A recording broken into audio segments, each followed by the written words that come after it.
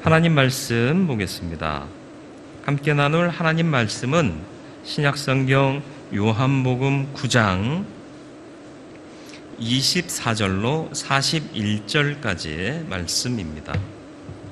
신약성경 요한복음 9장 24절로 41절까지의 말씀 보겠습니다.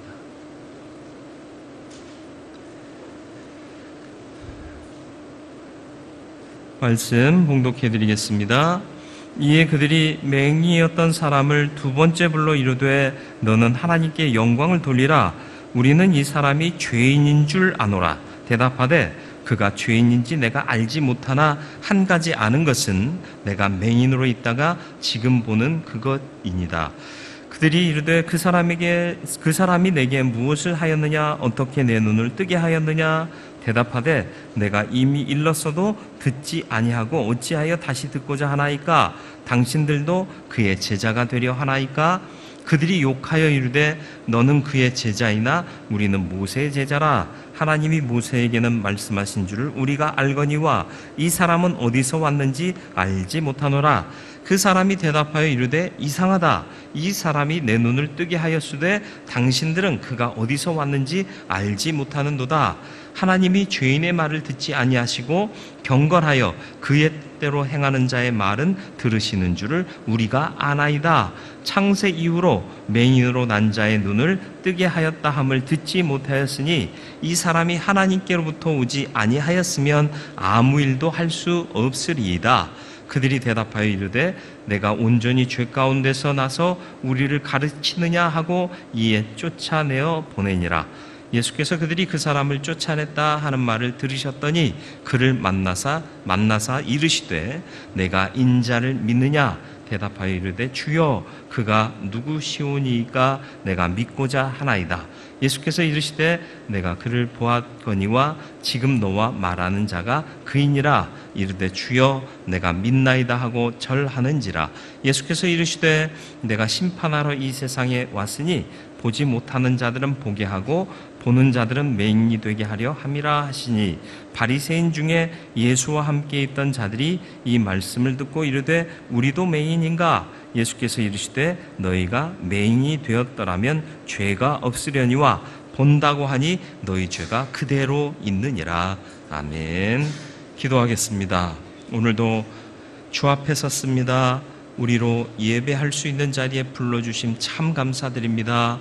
또한 주님의 말씀을 듣게 하셨습니다. 말씀 안에 생명의 능력이 있음을 믿사오니 그 능력이 내 속에 임하게 하여 주시되 들을 귀를 열어주시고 마음을 열어주시고 영혼을 열어주셔서 받은 말씀 마음에 깊이 새기게 하여 주옵소서. 성령께서 지혜의 영으로 역사하시기를 예수 그리스도의 이름으로 기도드리옵나이다. 아멘.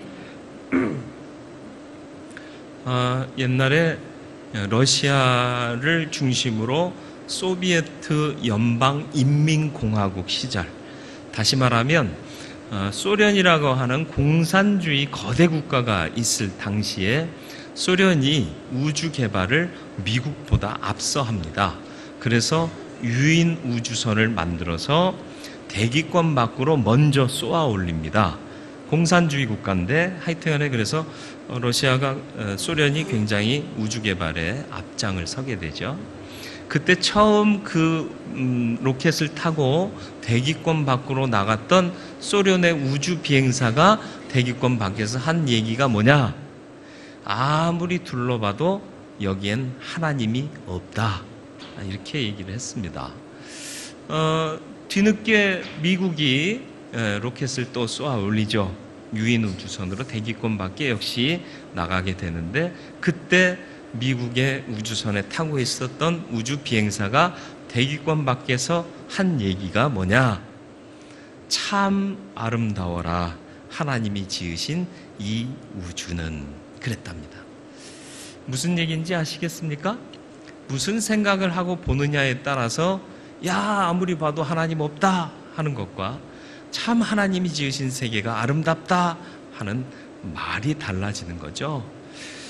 맞습니다. 사람이요, 고정관념이라는 걸 갖고 살아요. 고정관념이 뭐죠? 말 그대로 관념 속에 고정되어 있는 것입니다. 그런데 인간적인 가치 기준은 늘 바뀌어요. 흔들려요. 흔들리지 않는 그 관념을 갖고 살면, 바른 관념을 갖고 살면 항상 승리하고 악에서도 선을 이룰 수 있고 또 어려움도 극복하고 이후에는 영생에 이를 수 있는 복을 누리게 되는 줄 믿으시길 바라요. 인간이 만든 가치는 변합니다. 흔들립니다. 아시죠? 그래서 제가 예전에 물에 대한 가치를 말씀드린 적 있잖아요. 여러분, 우리 보통 큰 생수가 몇 리터죠? 포장해서 파는 거? 2리터요. 그거 가지시겠어요? 다이아몬드 가지시겠어요? 당연히 다이아몬드 가져야죠. 다이아몬드 팔면 그 2리터짜리 생수 몇백 병, 몇천 병을 사요. 근데 상황이 바뀌었어요. 지금 사막 한가운데 계세요. 물을 못 마신 지 이틀 됐어요. 죽을 둥살둥 하고 있는데 누가 나타나서 물 2리터 가지실래요? 다이아몬드 가지실래요? 그럼 뭐 가지실래요? 그래, 나는 죽어도 다이아몬드가 좋아. 그리고 다이아몬드 선택하시겠어요? 이 인간의 가치라는 건 상황과 환경과 역사와 문화에 따라서 달라지게 돼 있는 게 인간의 가치인 거예요. 그래서 인간의 가치를 따라 살면요, 인생이 흔들릴 수밖에 없습니다. 그 옛날에 농부 아들이 밭 가는 얘기 아시잖아요. 농부 그 아들이 밭을 갈면 삐뚤빼뚤해요. 근데 아버지가 자꾸 갈면 똑바로 가요. 왜 그러죠? 나는 나름대로 잘하려고 했는데 너 뭐 보고 갈았니? 앞에 소 보고 갈았어요. 아버지는요, 저기 보이는 저 바위를 중심으로 그걸 바라보면서 갔다. 무슨 얘기인지 아시죠? 흔들리지 않는 기준이 있으면 삶이 흔들림 없습니다. 그런데 바로 앞에 코앞의 현실만을 바라보고 사는 인간이 설정한 가치를 따라 살면 흔들릴 수밖에 없는 것이 인생이다. 오늘 말씀에도 보면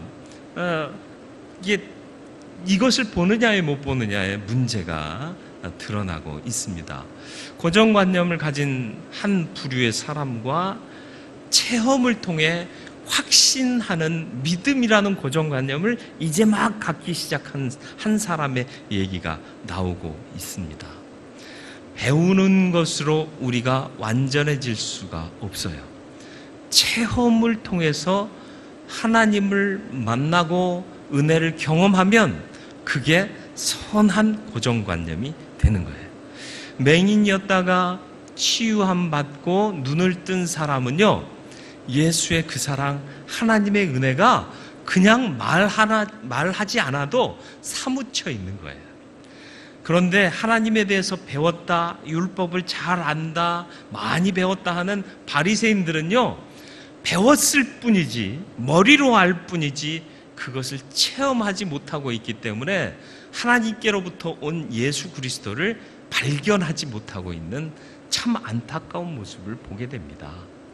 조금만 생각하고요, 조금만 면밀히 검토하면 예수의 능력이 하나님께로부터 온 것임을 알게 되고요, 이러한 치유의 능력은 하나님의 역사인 것을 알게 되고 결국 그것을 행한 예수 그리스도가 구주이심을 알게 될 터인데 바리새인들은 그걸 못 봐요.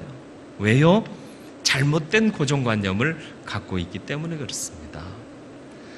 오늘 읽은 본문에서 이 맹인이었던 사람이 한 고백이요, 참 우리를 생각하게 하는 고백이 아닌가 싶습니다. 25절 말씀 보시면 그 사람의 고백이 나오고 있는데 제가 읽어보겠습니다. 대답하되 그가 죄인인지 내가 알지 못하나. 바리새인들이 이 사람을 자꾸 죄인이라고 규정을 하니까 난 잘 모르겠습니다. 그 죄인인지 아닌지 내게 중요하지 않습니다 하면서 말을 이어가는데 뭐라고 얘기를 해요? 한 가지 아는 것은 내가 맹인으로 있다가 지금 보는 그것입니다. 무슨 말을 하려는지 아시겠어요? 자꾸 바리새인들은 예수를 죄인으로 몰아요. 그런데 이 맹인이었다가 치유받은 이 사람은 한 가지밖에 모르겠는데, 내가 한 가지는 분명하게 아는데 내가 이전엔 못 보다가 지금 보는 겁니다. 한 가지를 알면 다 아는 경우가 있어요. 그런데 다 알아도 하나를 모르면 다 모르는 경우가 있습니다. 에디슨 얘기 기억나시나요? 이 사람이 유병세를 얻은 다음에 전구를 개발하기 시작했습니다. 유명한 에디슨이 된 후에 전구를 발명하는데 안에 있는 필라멘트를 개발하기 위해서 흑연을 이렇게 빚어가지고 전극을 통하기도 하고 대나무 심을 빼서 그것에 전극을 연결해서 전기를 통하기도 하고 번번이 실패해요. 얼마 가지 않아서 빛은 나오는데 얼마 가지 않아서 끊어지거나 아예 빛도 안 나고 폭발하기도 하고 4,000번을 무려 이렇게 실험을 합니다. 실패했어요. 그래서 실패했다고 주저앉아 있으니까 친구가 와서 야, 천하의 발명가 에디슨도 실패하는 경우가 있구나 이렇게 얘기를 했어요. 그러니까 그 친구를 향해서 그가 얘기를 했죠. 천하의 에디슨이라도 실패할 수 있다. 인간이기 때문에. 그러면서 그가 만든 유명한 명언이 있죠. 천재는 99%의 노력과 1%의 영감으로 된다 그랬습니다. 여러분 99%의 노력이 중요하다고 세상 사람들은 이해하고 있잖아요. 그런데 에디슨의 초점은 99%의 노력이 아니라 1%의 영감에 있는 겁니다.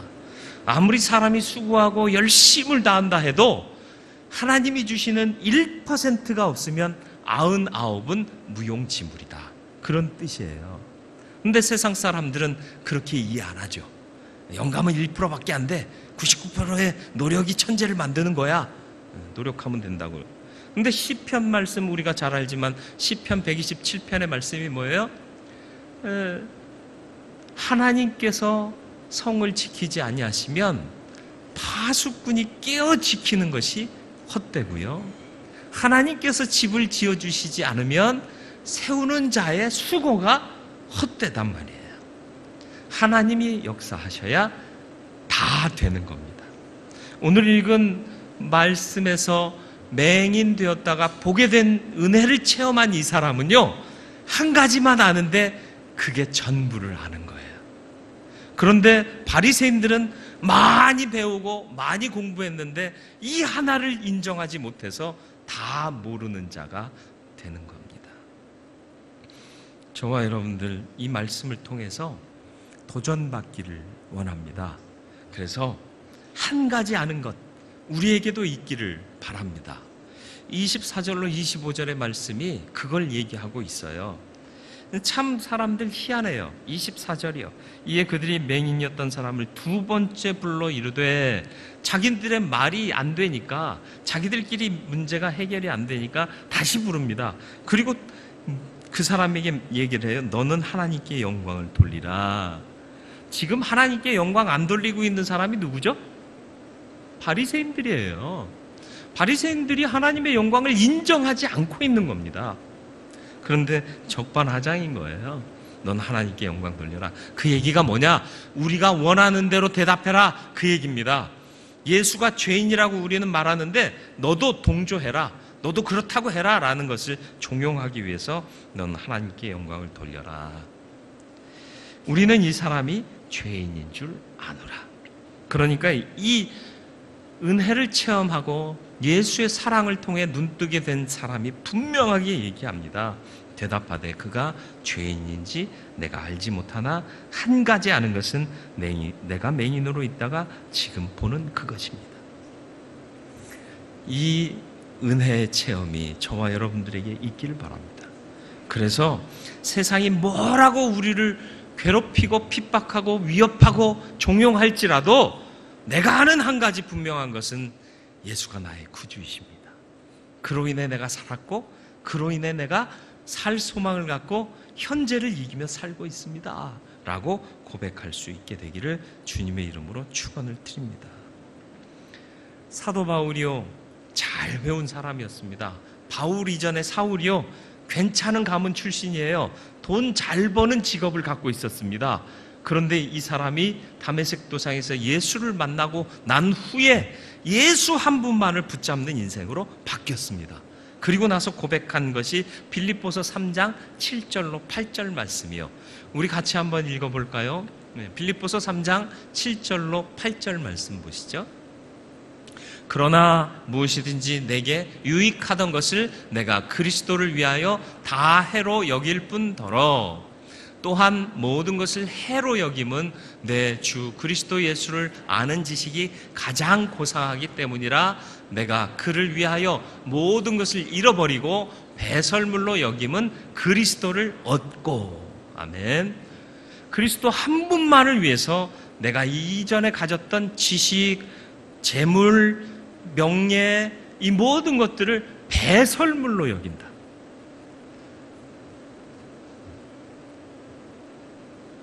배설물로 여기서 버린 건 내가 좀 가졌으면. 사람의 마음이 그래요.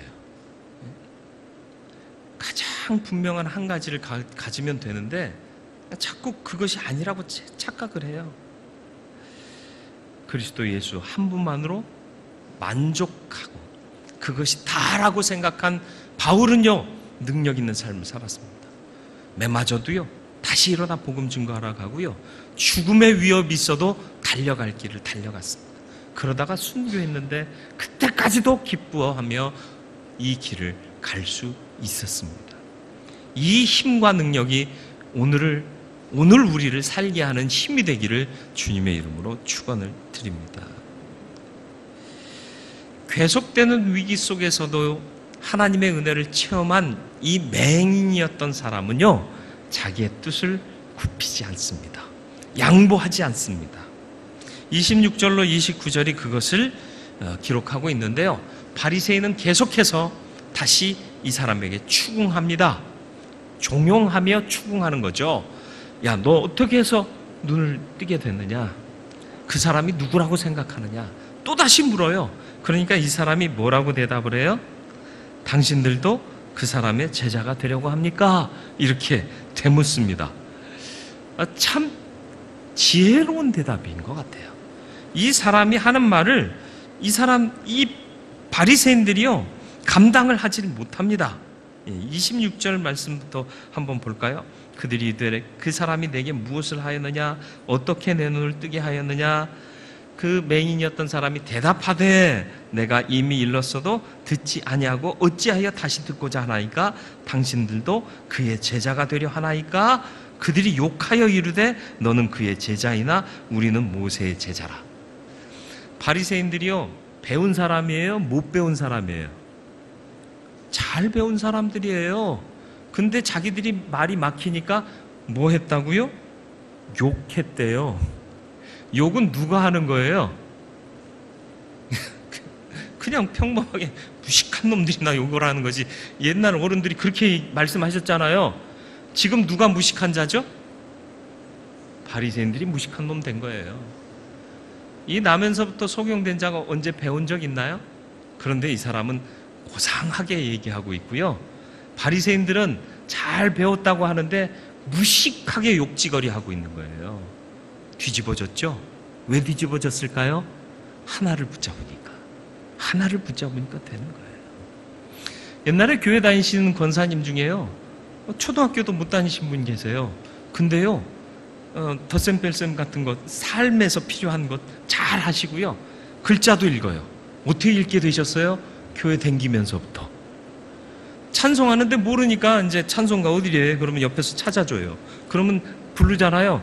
어디쯤 부르겠다 이렇게 눈으로 따라가 본 거죠. 성경 말씀 읽겠습니다. 어딘지 몰라요. 못 찾으니까 옆에서 찾아줘요. 어디 이제 봉독하면 대충 이 글자가 그 글자인가 하면서 읽는 거예요. 그러다 보니까 한글이 끼어쳐진 거예요. 별로 놀랍지도 않죠. 한글이요, 세계에 있는 문자 중에서요 상당히 어려운 문자입니다. 왜요? 초성, 중성, 종성이 다 있어요. 자음, 모음, 자음이 결합돼야 글자가 완성돼요. 별로 어렵지 않으세요? 차라리 우리가 영어부터 배웠으면요, 영어 잘했을 거예요. 근데 한글을 먼저 배웠기 때문에 한글이 익숙할 뿐이죠. 외국 사람들 말하는 거 보세요. 한국 발음 잘 못해요. 어려워서 그래요. 이게 어려워요. 네. 그런데 무슨 얘기를 하다가 갑자기 예, 고정관념이라는 것들 있죠. 예. 자꾸 자기들의 생각에 빠져드는 거예요. 어려운 것을 쉽게 하려고 하고 쉬운 것을 어렵게 하려고 한다는 거죠. 이 한 가지 분명한 체험을 한 사람은요, 위협 속에서도 자기 뜻을 굴하지 않습니다. 네, 좋은 것으로 관념을 고정시켰기 때문에, 예수로, 하나님의 은혜로 자기의 생각을 고정시켰기 때문에 그렇고요. 바리새인들은 어디다 자기들의 생각을 고정시켰어요? 자기들이 배워온 율법, 그리고 자기들의 역사를 통해 이루어진 전통, 여기다가 관념을 고정시켰기 때문에 잘 못 보는 어리석은 사람이 되고, 오히려 배웠다 하는 사람이 무식쟁이가 되고 무식하다 하는 사람이 배운 사람처럼 말하게 되는 것이 나타나게 된 겁니다. 저와 여러분들의 생각이 바뀌길 바라고요. 어떠한 위협 속에서도 분명한 믿음의 고백이 이뤄지지 않게 되기를 주님의 이름으로 축원을 드립니다. 오직 한 분, 예수 그리스도를 믿는 믿음이 어떤 위협 속에서도 흔들리지 않고 작용되기를 주님의 이름으로 축원드립니다. 네, 맞습니다. 그래서 이 사람은 바리새인들의 위협과 추궁 속에서도요, 오히려 그들보다 더 지혜롭게 그들의 말을 맞받아치니까 도저히 자기들의 말이 안 되니까 욕하고 그를 내어 쫓게까지 됩니다. 내어 쫓긴 그가 주님을 만납니다. 주님을 만나서 하는 말이 뭘까요? 35절부터 이제 그가 주님을 만나는 장면이 기록되고 있습니다. 예수께서 그들이 그 사람을 쫓아냈다 하는 말을 들으셨더니 그를 만나사 이르시되 내가 인자를 믿느냐? 주님이 찾아오셨습니다. 너를 고쳐준 그 사람의 아들을 믿느냐? 예, 그분이 어디 계십니까? 믿고 싶습니다. 너와 지금 말하는 그 사람이 바로 그다.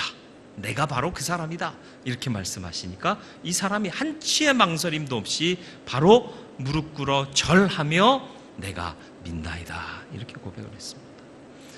확실한 증거 앞에서는 주저할 거 없어요. 망설일 거 없어요. 결단하면 돼요. 그리고 고백하면 됩니다. 이의 믿음은 어디서 기인한 것일까요? 30절 말씀을 한번 보실까요? 그 사람이 대답하여 이르되 이상하다. 이 사람이 내 눈을 뜨게 하였으되 당신들은 그가 어디에서 왔는지 알지 못하는도다. 무슨 말이에요? 바리새인들이 예수님을 못 믿는 이유가 난 도무지 이해가 안 된다라는 거예요. 내가 눈 뜨고 그 은혜를 체험하고 보니까 확실하거든요. 이분은 하나님께로부터 왔거든요. 메시아거든요. 그걸 아는데 왜 당신들은 잘 배운 사람들이 도통 모르느냐? 답답해 죽겠다 이 얘기를 하는 거예요. 그러니까 이젠 바리새인들이 말이 안 되는 거야. 더 이상 말할 게 없는 거예요. 그러니까 그 사람을 내어 쫓는 거죠. 확신 갖고 내어 쫓김을 당했습니다. 그 사람이 예수를 만났어요. 그러니까 한치의 주저함 없이 망설임 없이 절하였다.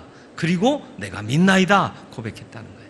여기서 그에게 절했다라는 38절의 말씀에 절한다라는 것은 하나님께 예배할 때 경배한다라는 뜻이에요. 그러니까 예수를 하나님과 같이 경배했다라는 얘기입니다. 이 사람은 안 거예요. 예수가 누군지를. 희한하죠? 안 배웠어요.